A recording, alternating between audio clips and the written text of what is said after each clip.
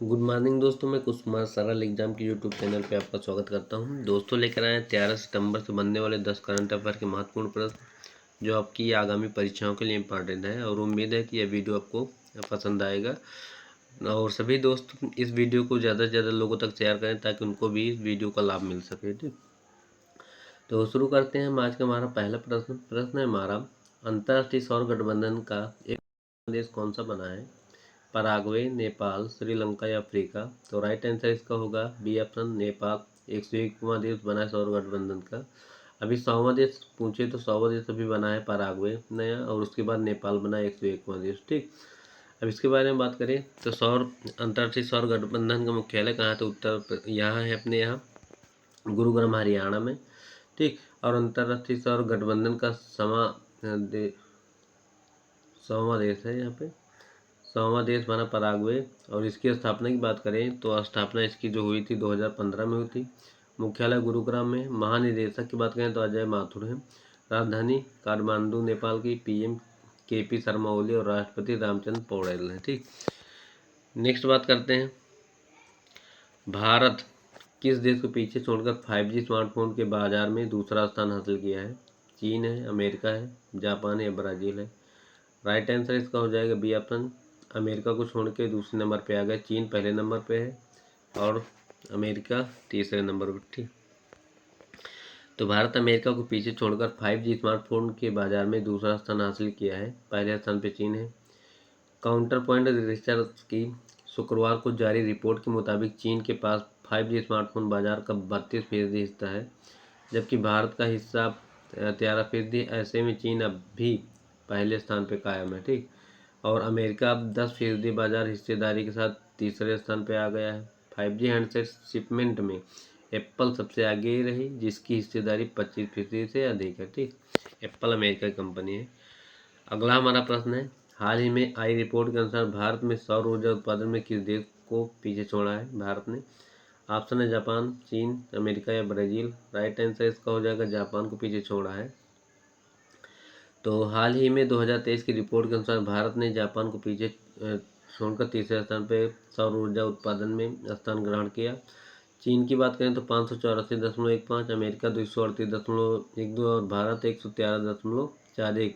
Japan 110.14 terabyte हावर का उत्पादन करता है। ठीक, और भारत के विषय में बात करें तो सबसे ज़्यादा सौर ऊर्जा उत्पादन राजस्थान में होता है, दूसरा स्थान कर्नाटक का है। अगला हमारा प्रश्न है, ब्रिक्स न्यू डेवलपमेंट का नया सदस्य कौन सा देश बना है? कतर, ईरान, अल्जीरिया या सूडान? राइट आंसर इसका होगा सी ऑप्शन, अल्जीरिया बना है। ठीक, और ये ब्रिक्स न्यू बैंक होता क्या है? जो ब्रिक्स के सदस्य देश हैं उनको ये पेमेंट, ये पैसा देता है। तो अल्जीरिया को ब्रिक्स न्यू डेवलपमेंट बैंक के सबसे नए सदस्य के रूप में मंजूरी मिली है, जो विश्व बैंक के IMF जैसे अंतर्राष्ट्रीय वित्तीय संस्थानों के विकल्प तलाशने वाले अन्य देशों में शामिल हो गया है। और अल्जीरिया के अलावा ब्रिक्स न्यू डेवलपमेंट बैंक ने अपनी बढ़ती सदस्यता के हिस्से के रूप में मिस्र, संयुक्त अरब अमीरात, ईरान, सऊदी अरब सहित अन्य देशों का स्वागत किया है। ठीक, अगला हमारा प्रश्न है, भारत में पहले क्लेड 2 वायरस की पुष्टि हुई है, यह किस बीमारी से संबंधित है? कोरोना, टीबी, मलेरिया या एम्पैक्स? अभी हाल ही में सुने हो एम्पैक्स का मामला बहुत आया है अफ्रीका से।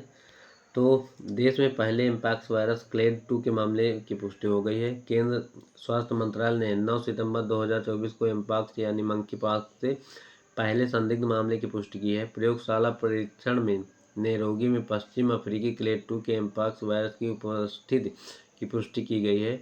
यह एक अलग मामला है जो जुलाई 2022 से भारत में रिपोर्ट किए गए पहले 30 मामलों के समान है, और यह वर्तमान सार्वजनिक स्वास्थ्य आपातकाल WHO द्वारा रिपोर्ट का हिस्सा नहीं है, जो एम्पैक्स के क्लेड 1 के बारे में है। ठीक, और विश्व स्वास्थ्य संगठन ने 14 अगस्त को एम्पैक्स को अंतर्राष्ट्रीय चिंता का सार्वजनिक स्वास्थ्य आपातकाल घोषित किया है, क्योंकि वायरस का एक नया प्रकार सामने आया है जिसे क्लेड 1 के रूप में जाना जाता है। अगला हमारा प्रश्न है, जटायु संरक्षण और प्रजनन केंद्र का उत्तर प्रदेश के किस जिले में उद्घाटन हुआ है? उत्तर प्रदेश से संबंधित महत्वपूर्ण प्रश्न है, उत्तर प्रदेश परीक्षाओं के लिए इंपॉर्टेंट याद रखना। ऑप्शन है बाराबंकी, गोरखपुर, आजमगढ़ या पीलीभीत। राइट आंसर इसका होगा बी ऑप्शन, गोरखपुर। ठीक, योगी का संसदीय क्षेत्र है और वही उनका गांव है। तो मुख्यमंत्री योगी आदित्यनाथ ने गोरखपुर वन विभाग प्रभाग के कैंपियरगंज रेंज के भारी वैसी में एशियाई राज गिद्धों के लिए भारत के पहले संरक्षण और प्रजनन केंद्र का उद्घाटन किया। यह एशियन किंग गिद्ध या रेड सीर वाले गिद्ध प्लांट के लिए दुनिया का पहला संरक्षण और जन्म केंद्र है। उत्तर प्रदेश वन विभाग ने बॉम्बे आकाई सोसाइटी के सहयोग से महाराजगंज में जटायु संरक्षण एवं उत्पादन केंद्र की स्थापना की है। ठीक, और 2.8 करोड़ रुपए में निर्मित जटायु संरक्षण एवं पंजीकरण केंद्र गोरखपुर वन क्षेत्र की 105 हेक्टेयर भूमि बिखरी हुई है। जटायु केंद्र का लक्ष्य अगले 8 से 10 वर्षों में केंद्र से 40 अतिरिक्त गिद्धों को जंगल से छोड़ने का लक्ष्य है। एशियन किंग गिद्ध आर्किटेक्ट के वैज्ञानिक नाम सर्कोजिप्स कैल्वस है, इसका वैज्ञानिक नाम है, और यह पक्षी मुख्य रूप से उत्तर भारत में पाया जाता है। अब आपको बता दें गिद्धों के मरने का कारण क्या है। तो आप सभी को पता है, जो जानवरों को दूध उतारने के लिए इंजेक्शन लगता था ऑक्सीटोसिन या एक और है कोई, तो उसकी वजह से इनकी मृत्यु हुई, क्योंकि जो जानवर उस इंजेक्शन का यूज होता था और वो मर गए, तो उनको मरने के बाद ये खाते थे मांस। इस वजह से उस इंजेक्शन का असर उन जानवरों के अंदर रहता था और इसकी वजह से इनकी जो किडनी है गिद्धों की ख़त्म हो गई, इसीलिए प्रजातियाँ इनकी अधिकतर खत्म हो गई सब जगह। ठीक, नेक्स्ट हमारा प्रश्न है अंडर 16 राष्ट्रमंडल शतरंज चैंपियनशिप में लड़कियों के टूर्नामेंट में किसने स्वर्ण पदक जीता है। शुभा गुप्ता, सुमन सिंह, वैशाली राम बाबू या दीपिका पल्लिकल।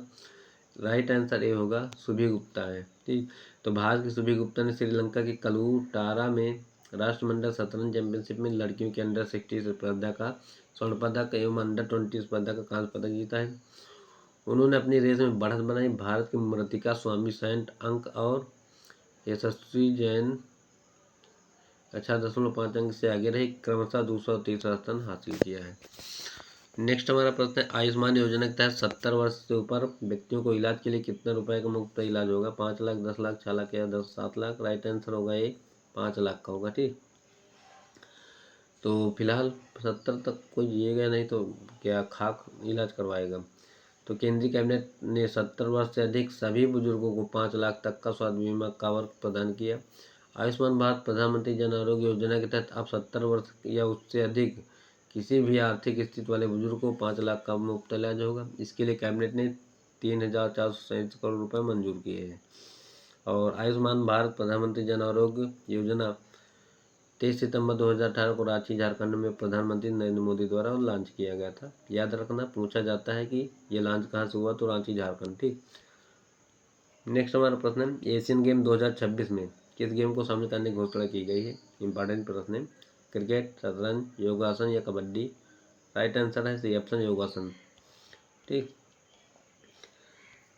बात करें भारत के प्राचीन खेल योगासन को जापान के आइची नागोया में 2026 को होने वाली एशियाई खेलों में प्रदर्शनी खेल के रूप में शामिल किया गया। एशियाई ओलंपिक परिषद की 44वीं आम सभा में योगासन को प्रदर्शन खेल के रूप में एशियाई खेलों के कैलेंडर में शामिल करने का प्रस्ताव सर्वसम्मति से पारित हो गया है।